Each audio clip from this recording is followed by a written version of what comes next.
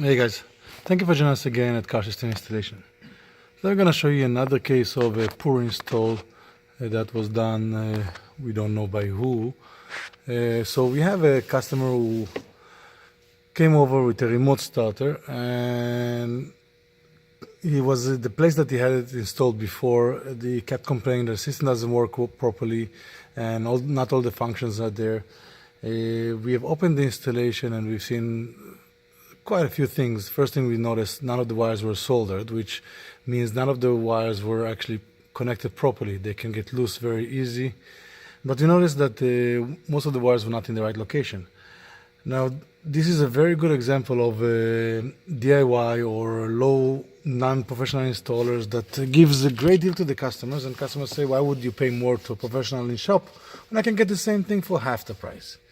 And this, we have for this system is called iData. So we have all the wiring diagram in here, which means the installer, if it's professional, has to follow all the wiring diagram, go to the right location, and even that they may stop. But this is not where the biggest issue is. What doesn't show in the wiring diagram is a couple more functions, like the panic, and in this vehicle also the rear windshield. So in the wiring diagram we have connections to the power trunk, but the other two connections we don't have. And this is where professional installers would know how to find the right wires, connect the right connections, and make it work. Someone that is not professional, what they actually told the customer that he has to walk around with two remotes.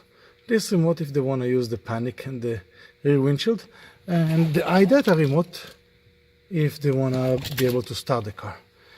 That does not make any sense. If the remote was built on the key, can be understandable a little bit. You still should have the option to offer those functions. But when you have a separate remote, you don't want to carry two to be able to, one for unlocking and locking and starting, and the other one to do the rest of the stuff. You want to have a professional installer that will do it properly. And this is where you spend your money on a proper install. Now in this case, the customer ended up paying for the other shop. Now they couldn't figure out the issue, they couldn't solve the issue, so now we are charging for removal and charging for reinstall. So you end up paying more just to have it professionally installed from the beginning.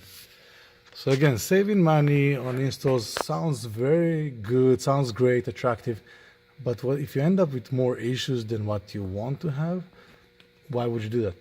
Now everybody will say, maybe it won't happen to me, maybe it won't happen to him, maybe it will, maybe it won't. You really want to take the risk on your vehicle to do that, or on your time? Subscribe to our channel to see more videos, and hopefully this will not happen to you. Thank you, and we'll see you next time. Have a good day.